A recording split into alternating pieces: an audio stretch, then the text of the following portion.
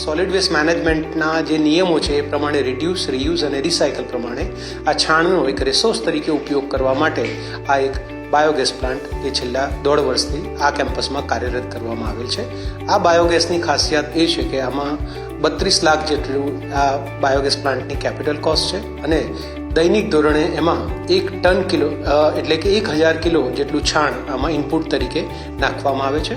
આ છાણની સાથે પાણી મિક્સ કરી અને ડાયજેસ્ટરમાં એની પ્રોસેસ બાદ 24 કલાકમાં બાયોગેસ તૈયાર થાય છે. દૈનિક ધોરણે આવો મિનિમમ 32 કિલો જેટલો બાયોગેસ તૈયાર થાય છે અથવા એની સાથે જો ઓછું વપરાશ બાયોગેસનો થાય તો એવા મેક્સિમમ 32 યુનિટ જેટલી વીજળી પણ આમાંથી જનરેટ થાય છે કે જે વીજળીમાંથી અહીંયાના 10 જેટલા હેલોજન પણ કાર્યરત થાય છે. બાયોગેસમાંથી જનરેટ થતી કોઈ પણ વસ્તુ એ વેસ્ટ નથી પણ એક રિસોર્સ છે, બેસ્ટ છે અને વેલ્થ છે.